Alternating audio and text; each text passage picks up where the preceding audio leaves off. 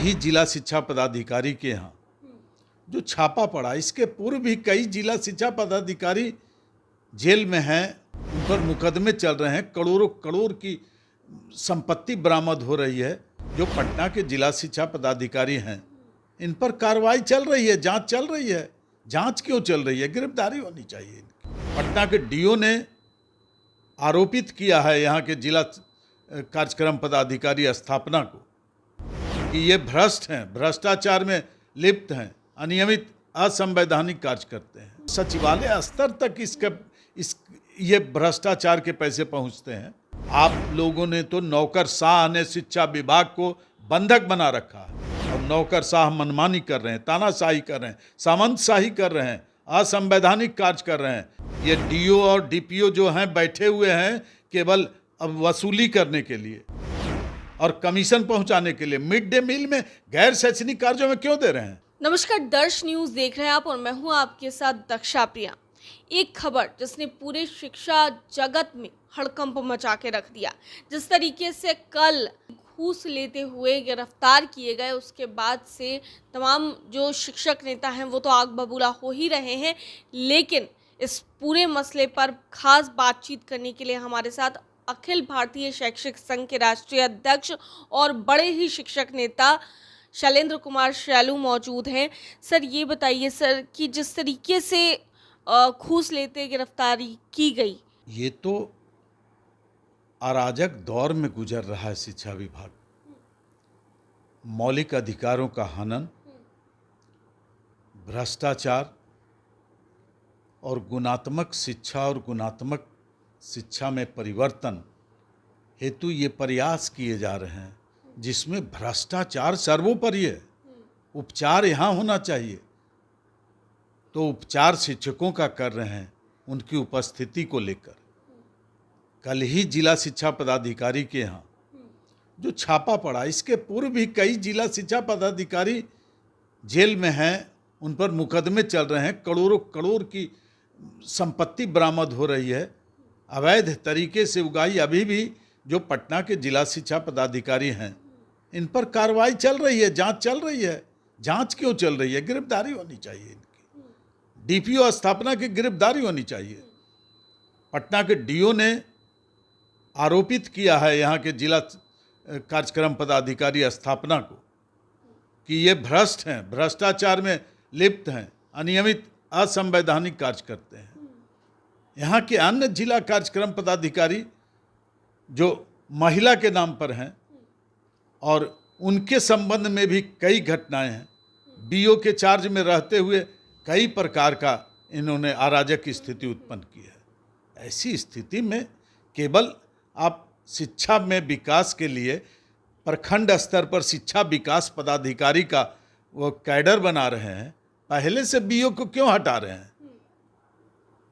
हो सकता है कि भ्रष्टाचार की वसूली, मिड डे मील की वसूली, विद्यालयों में प्रतिनियोजन के नाम पर, स्थानांतरण के नाम पर यह वसूली जो की जाती है और सचिवालय स्तर तक ये भ्रष्टाचार के पैसे पहुंचते हैं। आखिर क्यों? जिन पर कई आरोप लंबित हैं, उनकी पत्नियां सप्लाई कर रही हैं पुस्तकालय में, लेबोरेटरी में रासायनिक उपकरण, उपस्कर, बेंच, डेस्क, कुर्सी, बोरिंग, पंपिंग सेट, ये सब इन पदाधिकारियों को पहले गिरफ्तार कीजिए, जेल में भेजिए, इनकी संपत्ति की जांच कीजिए। और राजधानी में नाक के नीचे जो विद्यालयों की यथास्थिति बनी हुई है, आज 5 दिन से हिंदुस्तान के सेकंड पृष्ठ पर जो प्रतिष्ठित विद्यालय थे, उसमें मेरा भी विद्यालय सर जीडी पाटलिपुत्रा भी, पटना कॉलेजिएट, ऐसे जहाँ से भारतीय प्रशासनिक सेवा, न्यायिक सेवा, पुलिस सेवा, रक्षा सेवा में कितने पदाधिकारी निकले, आज उनकी स्थिति दयनीय है। आज भी शास्त्री नगर कन्या विद्यालय की स्थिति देखिए, स्टिक खरीदने के लिए पैसे नहीं है, जहाँ से महिला हॉकी का चैंपियनशिप एशिया लेवल तक हुआ। ये शर्मसार करने वाली घटना। और आप मोबाइल से बात करते हैं, ऑडियो वीडियो कॉल करके, शिक्षक अगर दुकान पर बैठा है तो उनको आप अपमानित कीजिए, उनको निलंबित कर दीजिए, और आपका जिला शिक्षा पदाधिकारी समस्त 38 जिलों में ये पदस्थापित हैं, और जिला कार्यक्रम पदाधिकारी स्थापना का मातृत्व अवकाश का पैसा अभी नहीं मिला है, अध्ययन अवधि का पैसा नहीं मिला है। ये तो शर्मसार करने वाली स्थिति है। आए दिन आप समाचार पत्रों में देखिए क्या स्थिति बनी हुई है। और आप गुणात्मक परिवर्तन चाहते हैं, गुणवत्तापूर्ण शिक्षा चाहते हैं, गुणवत्तापूर्ण शिक्षक चाहते हैं।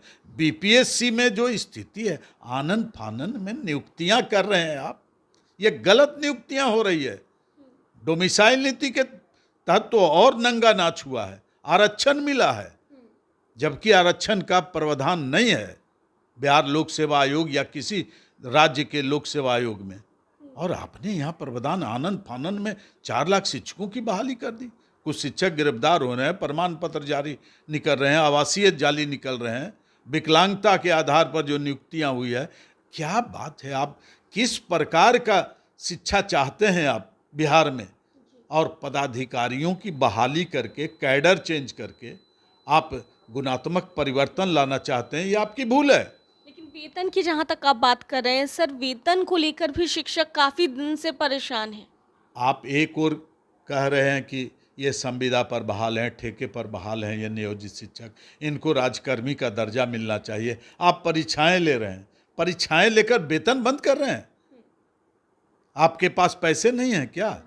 महालेखाकार के यहाँ से आपको आवंटन मिलता है, पैसे मिलते हैं भुगतान के लिए, और आपने सनातनी पर्व में, ईद में, होली के अवसर पर इनके परिवार की स्थिति अत्यंत दयनीय, आर्थिक संकट से गुजर रहे हैं।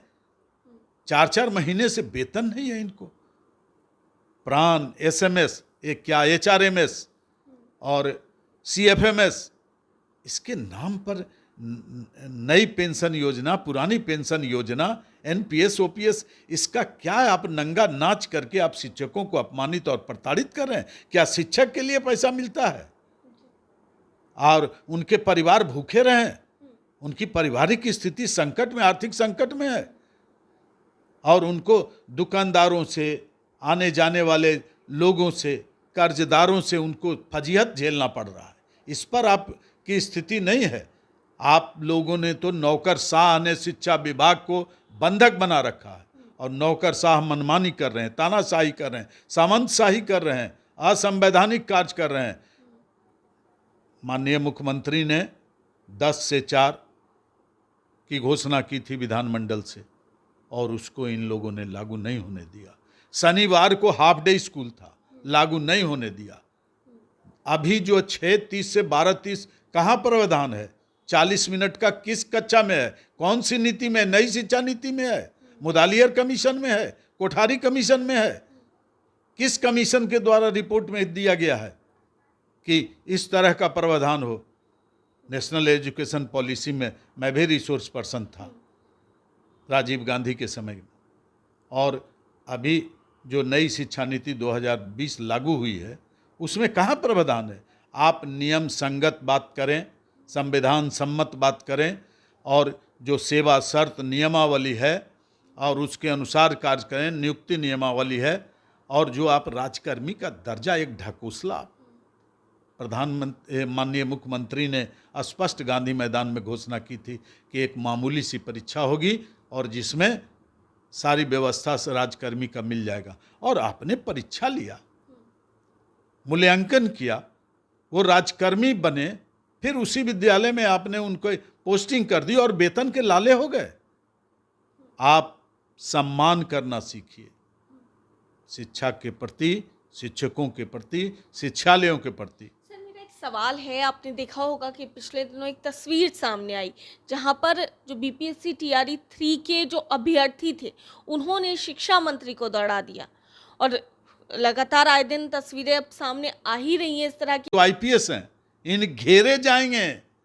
अभी घेरने की बात हो रही है। आने वाले में ये आप ये मत कीजिए, मूल्यांकन और परीक्षा प्रणाली जहाँ प्रयोगशालाएं नहीं हैं, शिक्षक नहीं हैं, कौन सा मूल्यांकन आपने करवा लिया? कौन सा परीक्षा फल देकर आप तीसमार खा बन गए। ये सस्ती लोकप्रियता लूटने से बचिए, शिक्षकों को सम्मानित कीजिए। छात्रों के बीच में शिक्षकों का सहयोग है और छात्रों के बीच शिक्षकों से आप पूछताछ कर रहे हैं, वीडियो कॉलिंग कर रहे हैं, ये गलत कर रहे हैं आप इंस्पेक्शन कराइए। ये डीओ और डीपीओ जो हैं बैठे हुए हैं केवल अब वसूली करने के लिए और कमीशन पहुंचाने के लिए। मिड डे मील में गैर शैक्षणिक कार्यों में क्यों दे रहे हैं? अपार बनवा रहे हैं, मिड डे मील बनवा रहे हैं, मिड डे मील में मेनू दे रहे हैं, किताब बंटवा रहे हैं, पोशाक बंटवा रहे हैं, साइकिल बंटवा रहे हैं और उनको अधिकार में 75% उपस्थिति जो है वो अनिवार्य थी, उसको आपने समाप्त कर दिया। और छात्र नहीं आ रहे हैं, छात्र अनुपात में कम आ रहे हैं, शिक्षक बैठे रह जाते हैं, क्लास नहीं हो रहे। और आप शिक्षक बोलते हैं कि छात्र नहीं आए, छात्र दिखाइए। अब जब छात्रों की संख्या कम होती है तो कहते हैं कि आप गांव क्यों नहीं गए? आपके शिक्षा मित्र क्या कर रहे हैं? आपके आंगनबाड़ी की सेविका क्या कर रही है? दीदी क्या कर रही हैं? पंचायत सेवक क्या कर रहा है? मुखिया क्या कर रहा है? नगर निगम क्या कर रहा है? अभिभावक क्या कर रहे हैं? आप दोषारोपण शिक्षकों पर कर रहे हैं। शिक्षक जाएंगे लाने, कहाँ लिखा हुआ है संविधान में कि शिक्षक घर घर जाएंगे और बुला के लाएंगे? नामांकन के लिए हो सकता है, परीक्षा के में सुधार के लिए हो सकता है, परीक्षा में सम्मिलित होने के लिए हो सकता है, लेकिन घर से शिक्षक बुलाने जाएंगे तो आप कहेंगे गांव में क्या कर रहे थे, दुकान पर बैठे क्या कर रहे थे? ऐसी स्थिति जो है अराजक स्थिति है। और मैं अपर मुख्य सचिव से ये निवेदन करता हूँ, राष्ट्रीय स्तर पर मैं भी शिक्षक संघ की बात करता हूँ और राष्ट्रीय सम्मेलन हमारा उड़ीसा में होने जा रहा है। मैं इन प्रस्तावों को लूँगा। ऐसे ही अराजक की स्थिति पूरे राष्ट्रीय स्तर पर है और सब जितने भी नौकरशाह हैं सब मनमानी कर रहे हैं, शिक्षा में गुणात्मक परिवर्तन नहीं करना चाह रहे हैं। चूँकि सभी दलित वंचित वर्ग से बच्चे आते हैं सरकारी स्कूलों में, और इनसे पूछिए जितने आईएएस आईपीएस अभी बने हुए हैं वो सरकारी स्कूल के प्रोडक्ट हैं। आप मंत्री जी, विधायक जी, विधान पार्षद जी, इन लोगों से, एमपी सांसद महोदय से कहिए कि जिन इस सरकारी स्कूलों में आप पढ़कर आज इस ओहदे पर बैठे हैं उनको गोद लीजिए और वो अपने क्षेत्र में ये आह्वान कीजिए शिक्षा के प्रति लगाव का, शिक्षकों के सम्मान के लिए, और शिक्षकों की समस्याओं को समझें और तभी शिक्षा का विकास संभव है। एक आखिरी सवाल है सर मेरा, क्योंकि विधानसभा का जब सत्र चल रहा था, बजट सत्र, उस समय में शिक्षा पर खूब चर्चा हुई, वो चाहे विधानसभा की बात हो या विधान परिषद की बात हो, लेकिन शिक्षकों के ट्रांसफर पोस्टिंग को लेकर के तमाम जो शिक्षा से जुड़े हुए एमएलसी है, शिक्षा के क्षेत्र से जुड़े हुए जो एमएलसी है, उन्होंने कहा कि हमने बात रखने की कोशिश की लेकिन हमारी बात नहीं सुनी जा रही, लेकिन जल्द ही इस पर काम होगा। ट्रांसफर पोस्टिंग को लेकर के कुछ भी अभी तक नहीं पता चल रहा है सर। जब तक विधान परिषद और विधानसभा का सत्र चलता है ये राजनीति रोटियां सेकते हैं और जो शिक्षक प्रतिनिधि हैं उनकी तो एक नहीं सुनी जाती है, चाहे वो सत्ताधारी दल के हों या विपक्ष के हों। वो केवल चिल्लाते हैं, क्यों नहीं इस्तीफा दे देते हैं? बहुतों का तो अभी सत्र पूरा हो चुका, क्यों नहीं विधायक बेल में जाके विधानसभा को ठप कर देते हैं? ये सिर्फ अपना रोटी सेकने के लिए शिक्षकों की समस्याओं का वो समाधान क्या प्रावधान करने के लिए करते हैं। ये समाधान के लिए कोई बात नहीं करते हैं, ये अपनी राजनीति रोटी सेकते हैं और भविष्य के लिए ये हमारे साथ रहें। लेकिन अब सभी समझदार हो गए हैं और जो स्थितियाँ ये बंटवारा करके शिक्षक के कई टुकड़ों में बांटने का काम किया है, बीपीएससी, नियोजित, नियमित, विशिष्ट, अति विशिष्ट, TRE 1, TRE 2 और सीनियर जूनियर, इनका अभी तक कैडर सेट नहीं हुआ है। कौन प्रधानाध्यापक होंगे, 12 वर्ष की पदोन्नति, प्रोन्नति, वेतन, DA ग्रेड पे, अभी तक कोई, सब अधर में है।